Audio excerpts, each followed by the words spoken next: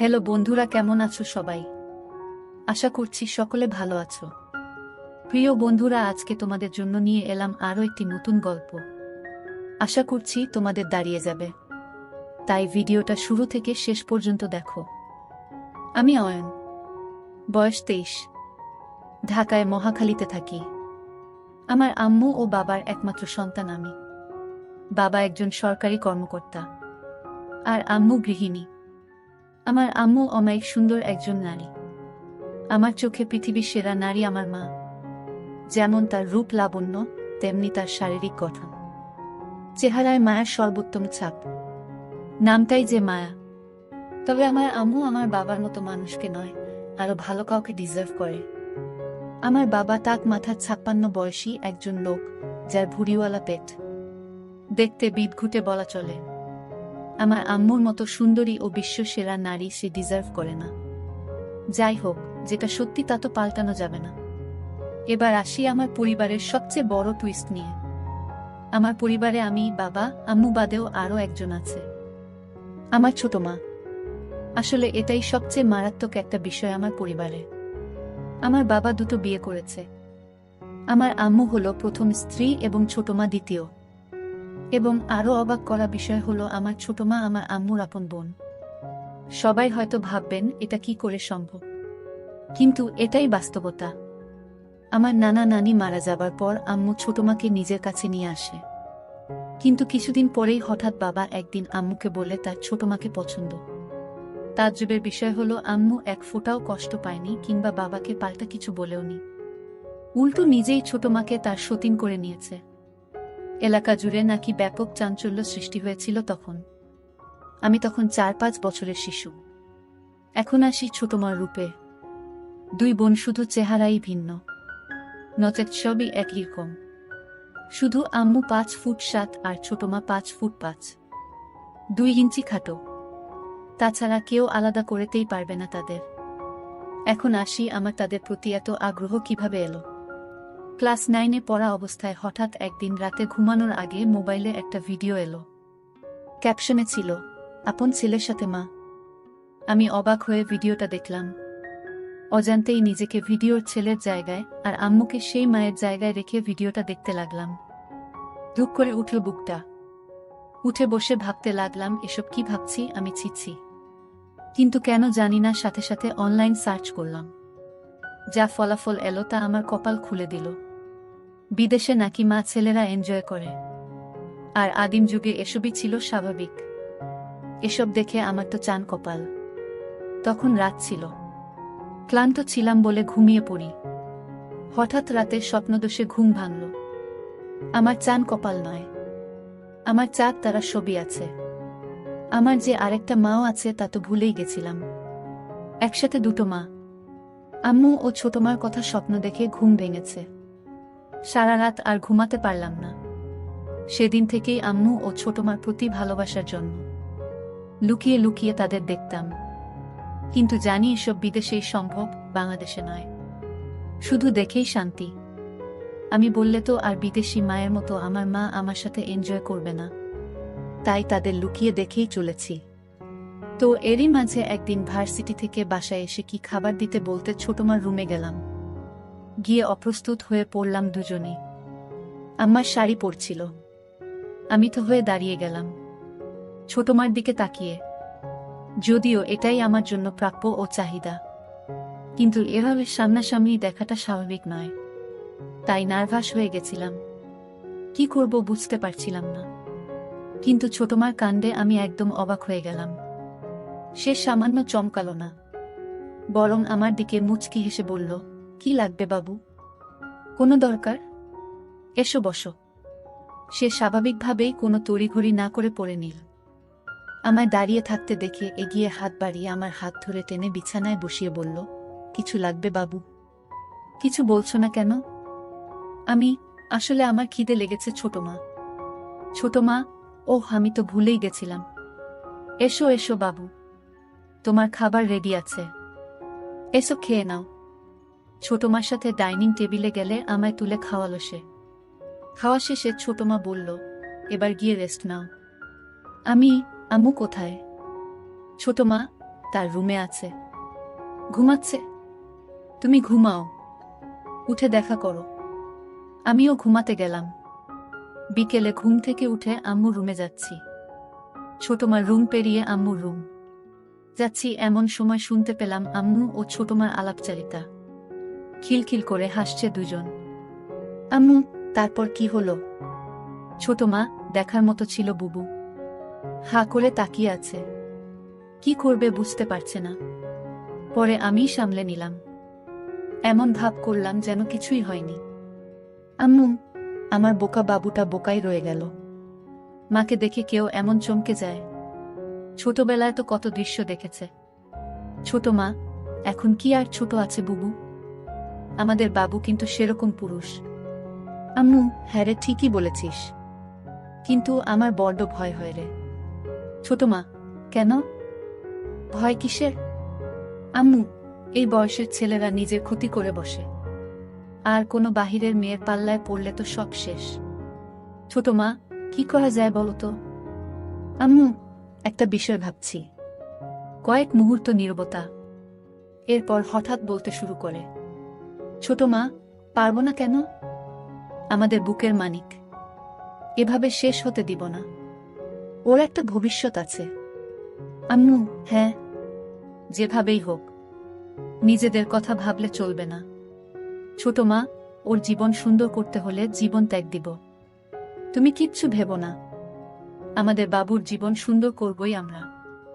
আমি তাদের কথায় আগাগোড়া কিছুই বুঝলাম না। প্রথমে আমার নিয়েই কথা বলছি সকালের কাণ্ডে, কিন্তু পরে কি বিষয় আমাকে জড়িয়ে দিল বুঝলাম না। আমার জীবন কি সুন্দর করবে মাথায় ঢুকল না।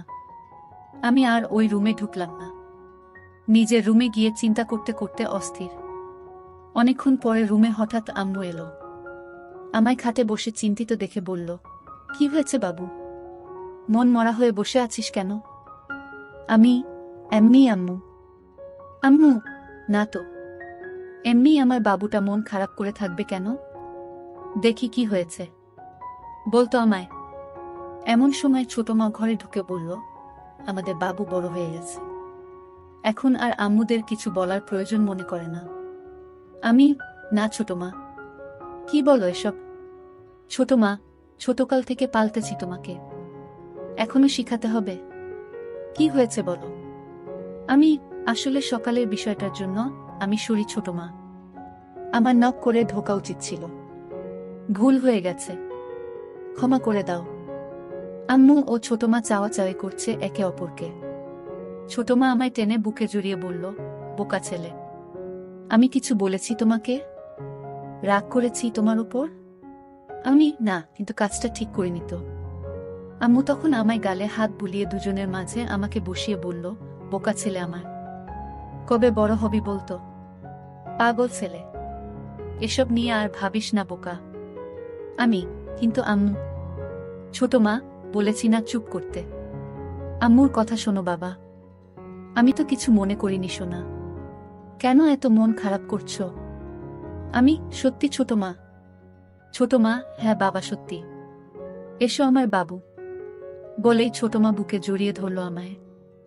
দিনে দিনে তাদের শরীরের গন্ধ আমার নেশা হয়ে যাচ্ছে। আম্মু, তো চল ছাদে গিয়ে কিছুক্ষণ বসি, চা নাস্তা করি চল। ছোট মা, আমি রেডি করে আনছি, তোমরা ছাদে যাও। ছোট মা চলে গেল কিচেনে আর আমি ও আম্মু ছাদে গিয়ে বসলাম। আম্মু আমার কাঁধে হাত রেখে বলল, শোনো বাবু, আমরা তোর মা, আমাদের নিয়ে এসব বিষয়ে এত ভাবতে নেই। বাহিরের কেউ হলে সেটা চিন্তার বিষয়। আর তুই তো লুকিয়ে দেখিসনি কিছু, তাই না?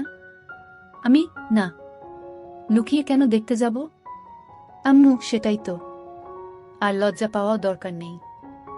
আমাদের কোলে পিঠে চড়েই বড় হয়েছিস তুই। আম্মু, তুই তো জানিস না পাগল, তোর ছোট মারও একটা সন্তান হয়েছিল।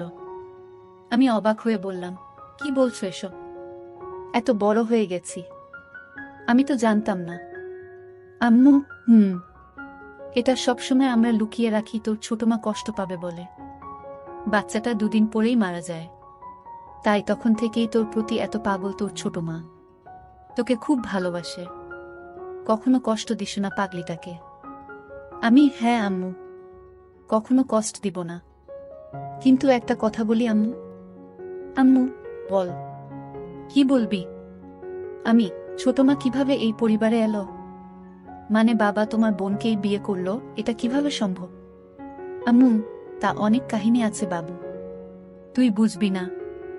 আস্তে আস্তে সব জানতে পারবি, সময় হলেই বলবো।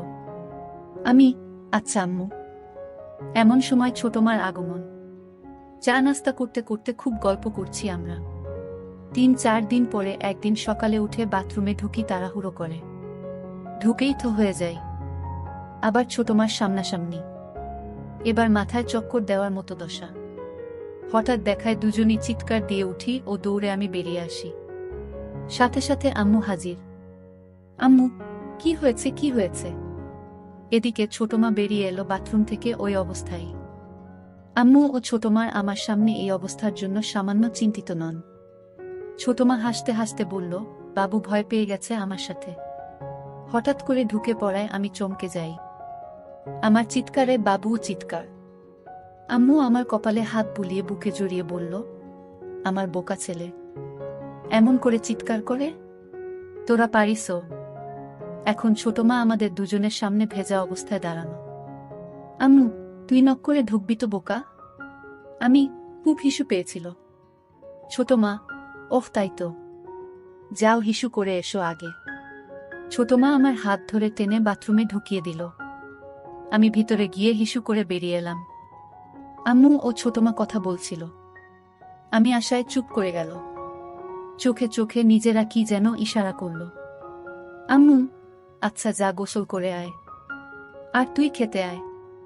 আম্মু আমায় খেতে নিয়ে গেল। খাওয়া শেষে হঠাৎ ছোট মা ডাক আম্মুকে। রুম থেকে ডাকছে, ছোট মা, বুবু এসো তো, একটু হেল্প লাগতো। আম্মু, আমি খাচ্ছি, দাঁড়া বাবু আসছে। আম্মু আমার দিকে তাকিয়ে বলল, যা তো ছোট মার কাছে একটু। আমি এগিয়ে ছোট মার রুমে যেতেই যে দৃশ্য দেখলাম তা কল্পনা করা আমার পক্ষে অসম্ভব। দরজায় দাঁড়িয়ে কেন?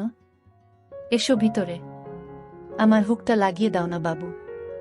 আমি গুটি পায়ে এগিয়ে যাচ্ছি, কিন্তু বললাম, আম্মু আসুক। ডাক দেই, ছোট মা, আম্মু খাচ্ছে, তুমি এসো লাগিয়ে দাও। কড়া গলায় বলাতে আমি একটু ভয় পেয়ে যাই। আমি কাপা হাতে কাজটা করে দিলাম। সাথে সাথে ছোট মা আমার দিক ফিরে বলল, কেমন লাগছে আমায়? আমি ভ্যাবলা হয়ে তাকিয়ে আছি তার মুখের দিকে। ছোট মা, কি হলো বলো। আমি, তোমার কি হয়েছে ছোট মা? আমায় এসব জিজ্ঞেস কেন করছো? ছোট মা, না হলে কি তোমার সুরকে জিজ্ঞেস করব? আমি মানে? ছোট মা, নিজের ছেলের কাছে জিজ্ঞেস করেছি কেমন লাগছে দেখতে, আর তুমি কিনা আজগুবি কথা বলে চলেছ। আমি, এভাবে তো কখনো দেখিনি। ছোট মা, ছোট থাকতে অনেক দেখেছ। আমি, এখন তো বড় হয়েছিল তাই না? ছোট মা, আমার কাছে তো সেই ছোট্ট সোনাই আছো তুমি।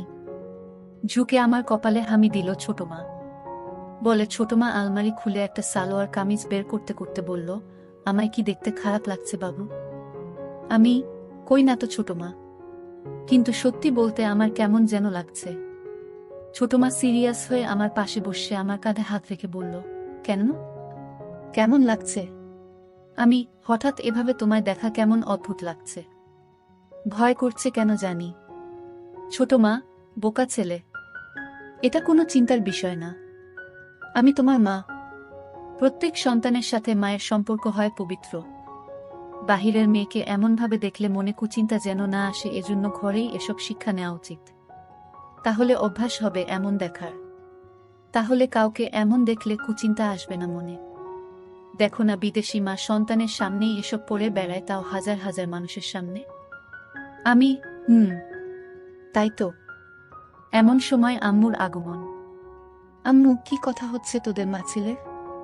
আম্মু আশায় একটু অপ্রস্তুত হলে আম্মু পরিবেশটা একদম স্বাভাবিক করে দিল। এমন ভাব করল যেন কিছুই হয়নি। আম্মু, গল্প করা হলে এবার রান্নাবাড়া করতে আয়, আর তুই পড়তে বস গিয়ে। আমিও বেরিয়ে ঘরে গেলাম। ঘরে গিয়ে মন হাত নিয়ে শান্তি করলাম। রাতে যখন খাবার টেবিলে যাই তখন সব যেন ঘোলাটে। ছোট মা, আম্মু দুজনই পারলে ঘুমটা দিয়ে থাকে বাবার সামনে। আপাদমস্তক ঢাকা শরীর, দুজন যেন সদ্য ধোয়া তুলসী পাতায় ভেজানো। খাবার দাবার শেষে নিজের রুমে গিয়ে ঘুমাই। রাতে হিসু করতে উঠে দরজা খুলতেই আমি যা দেখলাম তা দেখে আমার চোখ ছানাবড়া হয়ে গেল। আম্মু ও ছোটমা দুজন একসাথে হয়ে বাথরুমে ঢুকছে।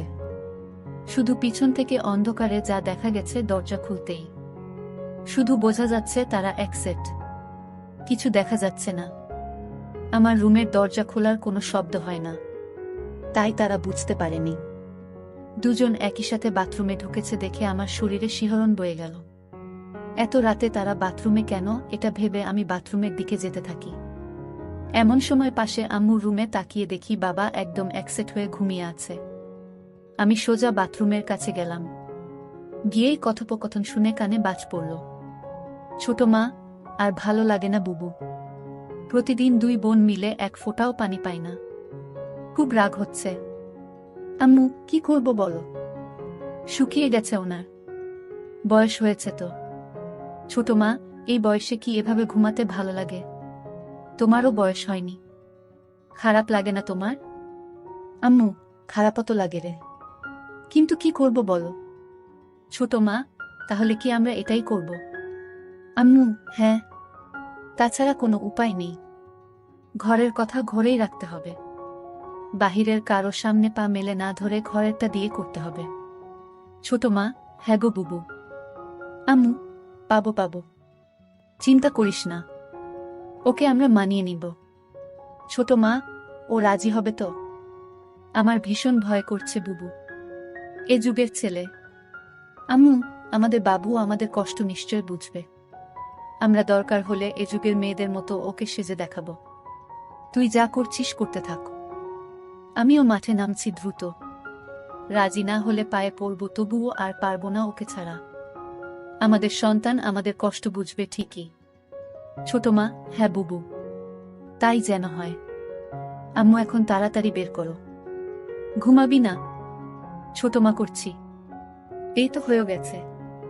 আমি প্রথমে বুঝতে পারিনি আমায় নিয়ে কথা হচ্ছে, কিন্তু আমার নাম শুনে আমি তো পুরোই আকাশ ভাঙা ধাক্কা খেলাম। তার মানে আমার দুই মা আমার জন্য পাগল। খুশিতে আমি আত্মহারা। তার মানে আমি যা অসম্ভব ভাবছিলাম তা আমারই জন্য অপেক্ষা করছে। আম্মুদের গোসল শেষ পর্যায়ে। আমি তাই দ্রুত গুটি পায়ে রুমে ঢুকে যাই। দরজা ভিজিয়ে হালকা ফাঁক করে দেখতে থাকি বাহিরে কি হয়। একটু পরেই বাথরুমের দরজা খুলল। দুজন বের হয়েছে। অন্ধকারে এটুকুই বোঝা গেল, দুজন একসাথে একই রুমে ঢুকে পড়ল, ছোটমার রুমে। বুঝলাম একসাথে ঘুমাবে দুজন। আমি কয়েক মুহূর্ত এসব ভেবে অবাক হলাম যে আমার মায়েরা আমার জন্য পাগল হয়ে আছে, নিজেরা কত প্ল্যান করে বসে আছে। আমি চিন্তা করলাম তাদের সামনে আমার নিজের ইচ্ছা প্রকাশ করব না যে আমিও তাদের জন্য পাগল। আমি তাদের প্ল্যান অনুযায়ী চলার সুযোগ করে দিব, তারাই আমায় গুছিয়ে রাজি করিয়ে নিবে। দেখতে চাই কতটা এগোয় তারা। আমি শুধু তাল মেলাবো তাদের সাথে, পজিটিভ সঙ্গ দিব। এসব ভাবতে ভাবতে ঘুমিয়ে পড়ি। পরদিন সকালে ঘুম থেকে উঠতে একটু দেরি হয়ে যায়। ঘড়িতে 10টা বাজে। কলেজ মিস হয়ে গেল, তাই উঠে রুম থেকে বেরিয়ে খুঁজি মা দুইজনকে, কিন্তু কাউকে দেখতে পাচ্ছি না। হঠাৎ চোখ পড়ল আমাদের বাসার ছাদে। দেখি দুজন বৃষ্টিতে ভিজছে। এতক্ষণে আমি জানলাম বাহিরে বৃষ্টি হচ্ছে। ডুপ্লেক্স বাসা বলে আমাদের ছাদটা দোতলায় একটা সাইডে। আমি ছাদের দরজায় গিয়ে দাঁড়াতেই দুজন আমায় দেখে দৌড়ে এসে আমার সামনে দাঁড়াল। আম্মু, কিরে এতক্ষণে উঠলি? আমি ক্লাস মিস করলাম। ডাকনি কেন? আম্মু, ঘুমাচ্ছিলি আরাম করে তাই ডাকিনি। থাক, সমস্যা নেই, একদিন ভিজলে কিছু হয় না। আর বৃষ্টি বিলাস কর। আমিষ, ঠান্ডা লাগবে না? ছোট মা, ঠান্ডা লাগলে আমরা দুটো মা আছি না, এসো তো। বলেই দুজন হাসতে হাসতে আমায় টান দিয়ে বৃষ্টিতে নিয়ে যায়। দুজনই সালোয়ার কামিজ পরা ছিল, ভিজে গায়ে লেপ্টে আছে। আমি একটুও অবাক হইনি, একদম স্বাভাবিক দৃষ্টি নিয়ে তাকিয়ে আছি। তিনজন মিলে বৃষ্টি বিলাস করতে থাকি। বৃষ্টি বিলাস শেষ করে রুমে গিয়ে মুছে ডাইনিংয়ে আসি। ছোট মার আর আম্মুর দুজনের পরনে একই পোশাক। আমি, কি ব্যাপার? ইদানিং দুজন ম্যাচিং পোশাক পরে ঘুরছ যে? ভাব খুব দুজনের। আম্মু, এমনি সতীন বলে কি ভাব হবে না নাকি? আপন বোন দুজন বলেই তিনজনই হেসে দিই। আম্মু ছোটমার কোমর ধরে নিজের দিকে টেনে এনে বলল, আমার ছোট বোন আমার সতীন হলেও আমার খুব ভালো বন্ধু। ছোটমা আম্মুকে বলল, থ্যাংক ইউ বুবু। আমি সুযোগ বুঝে বললাম, সব ভালোবাসা কি তোমরা দুজনই পাবে? আমার বুঝি কোনো মূল্য নেই তোমাদের কাছে? দুজনই আমাকে কাছে টেনে নিয়ে গেল। আম্মু, আচ্ছা বললি না তো কেমন লাগছে এই ড্রেসটা? আমি সবসময় সুযোগ খুঁজছিলাম তাদের প্রশংসা ও তাদের কাজ সহজ করার। তাই বললাম, খুব সুন্দর। তোমাদের টাইসেই ভালো মানায়। সালোয়ার পুরনো ফ্যাশন হয়ে গেছে। ছোট মা, তাহলে আজ থেকে মডার্ন ফ্যাশনই চলবে নাকি বলো বুবু? আম্মু, হ্যাঁ ঠিক তো, তাই হবে তাহলে। সবাই আবারও হাসলাম।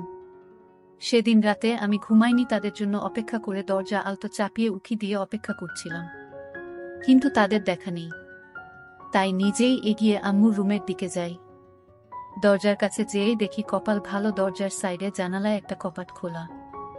ভিতরে পর্দা হালকা সরিয়ে যা দেখি তা আমার চোখ জুড়িয়ে দিল। হঠাৎ আম্মু বলল, লাইট নিভাসনি তুই? ছোট মা, নিভিয়েছিলাম তো। হয়তো বাবু টয়লেট গেছিল। আম্মু, হয়তো। আচ্ছা চল। দুজনই আগের রাতের মতো বাথরুম গেল একসাথে। আমি চুপি পায়ে বাথরুমের বাহিরে গিয়ে কান পাতি। ছোট মা, বুবু। বুড়োর তো আর হয় না। কি করব? আমার তো আর সইছে না। কিছু করো প্লিজ। আম্মু, আচ্ছা কাল আরেকটু বাড়াতে হবে আমাদের পদক্ষেপ। ছোট মা, ঠিক আছে বুবু, আমি শুরু করব, তুমি জয়েন করো। আম্মু, আচ্ছা।